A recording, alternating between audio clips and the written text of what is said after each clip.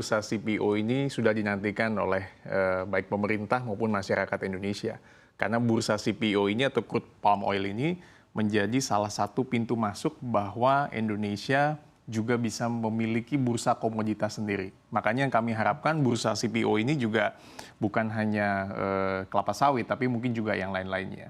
Akan tetapi ini juga menjadi poin yang penting. Kenapa? Karena bursa CPO ini kan kalau sekarang Indonesia masih mengandalkan di Malaysia dan Rotterdam, Pak Bram dan pemirsa.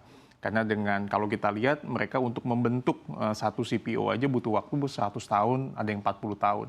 Makanya this is the biggest challenge for Indonesia, bagaimana bursa CPO ini bisa mendapat satu kepastian hukum, legalitas, dan juga bisa kredibel, dipercaya oleh masyarakat khususnya baik di Indonesia maupun di luar negeri. Oke, baik. Pak Riawan, bicara juga terkait urgensi bursa CPO. Apakah memang kalau kita lihat datanya Indonesia memang menjadi produsen CPO terbesar bahkan di dunia. Betul. Apakah memang dengan produsen terbesar ini juga mengharuskan Indonesia menjadi penentu harga? Karena kalau kita amati di minyak mentah begitu ya, banyak negara produsen minyak mentah juga tidak menjadi penentu harga di sana. Silakan. Iya, memang itu that's a good point. Jadi memang dengan sekarang ini sudah sekitar 18 perusahaan yang bergabung untuk menjadi bursa CPO. Kita harapkan lebih dari 18 lah, 50 untuk bisa gabung di kita. Supaya apa? Supaya Indonesia tuh menjadi hebat, untuk di bursa komoditi CPO ini semakin baik. Nah, akan tetapi untuk kita menjadi patokan preference price atau harga yang menjadi patokan, itu juga memang tidak harus selalu menjadi yang dominan atau yang menjadi yang utama. Yang tadi seperti Pak Bram sampaikan, di negara lain kan juga sama. Di Malaysia ataupun di Rotterdam, kita tahu bahwa ekspornya CPO kan paling tinggi ke tiga, ke China, ke India, dan Uni Eropa.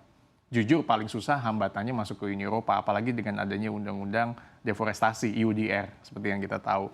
Nah, ini yang menjadi landasan bagaimana kita bisa menjadi pusat kepercayaan buat masyarakat secara kredibel dan transparan, sehingga harga yang menjadi patokan itu menjadi acuan buat pengusaha lokal yang ada di kita, baik yang pengusaha besar, menengah, dan yang kecil. Karena jangan sampai kita menjadi produsen terbesar, yang tadi seperti dibilang, konsumen juga yang terbesar, tetapi bisa dimanfaatkan oleh negara lain. Jadi negara lain menjual kembali produk kita dengan harga yang lebih mahal. Misalnya dari Malaysia atau Belanda dan beberapa negara Uni Eropa ataupun China.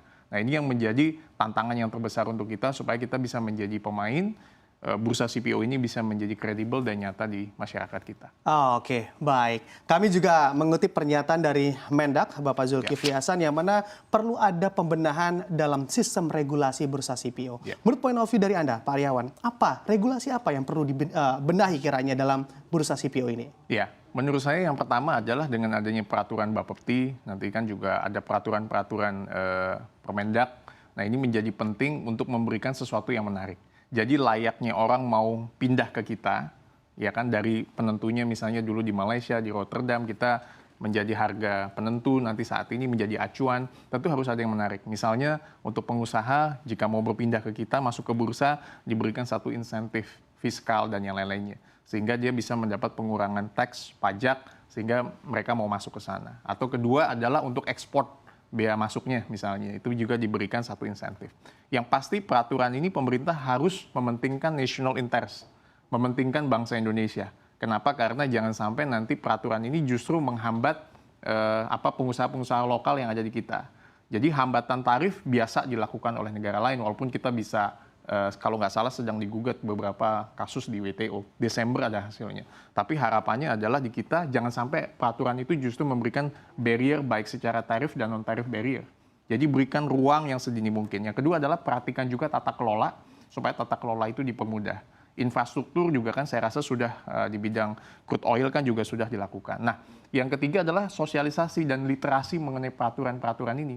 Sehingga nyampe dari skala yang tinggi sampai dengan skala yang middle dan skala yang lebih rendah untuk pengusaha-pengusaha crude palm oil.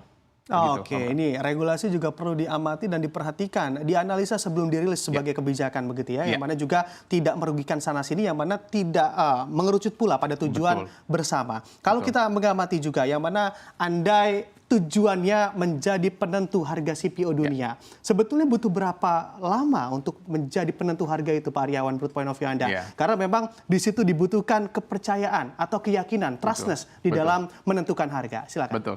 Memang tadi seperti saya sampaikan, pemirsa CNBC, bahwa ada beberapa negara yang butuh 100 tahun lebih. Ada beberapa negara yang butuh 40 tahun untuk bisa kredibel, bisa acknowledge, bisa trusted, yang tadi seperti disampaikan. Nah, Indonesia ini kan baru. Tapi kita bersyukur pemerintah sudah mendorong ini, ada effort yang luar biasa dengan adanya peraturan yang ada. Nah, akan tetapi untuk menjadikan ke situ butuh law enforcement yang bagus, penegakan hukum yang bagus. Karena negara lain itu kan bisa dipercaya seperti di Malaysia atau di Rotterdam, karena kepastian hukumnya kan terjamin. That's the point. Karena kepastian hukumnya terjamin. Nah, ini yang tantangan buat kita, bagaimana Indonesia bukan hanya menerbitkan atau membuat bursa CPO, tapi kepastian hukum itu juga bisa terjamin, baik melalui Bapepti, Kementerian Perdagangan, tentu dari masyarakatnya sendiri. Karena jangan sampai ini kita hanya membuat saja secara formal, tetapi tidak menjadi acuan. Atau harganya itu katakanlah tidak menjadi acuan buat Indonesia sendiri, tetap masih mengacu negara lain. Atau harganya itu sudah katakanlah tidak dibuat-buat atau tidak dalam kondisi yang real. Karena kan harus berdasarkan market price, Pak Bram. Harus berdasarkan market price yang memang teruji, terukur. Kalau di negara lain, kenapa dia butuh waktu yang lama? Karena dia melihat market price. Market price-nya berapa, itu yang di dalam bursa CPO dilakukan. Sehingga menjadi acuan sampai dengan saat ini. Oke, baik. Lagi-lagi kepastian hukum yang sebetulnya di negara kita ini juga menjadi tantangan begitu ya. Apakah kita bisa memperoleh penentuan harga ini dalam waktu yang cukup singkat atau justru bisa jadi waktu yang cukup Karena lama? harapan kita, bursa CPO kita bukan hanya menjadi barometer nasional, tapi harapannya bisa menjadi barometer harga preference rate yang ada di dunia. Harapan kita, karena kita produsen kelapa sawit terbesar di Indonesia, ya kan? Bahkan mungkin di dunia. Oke.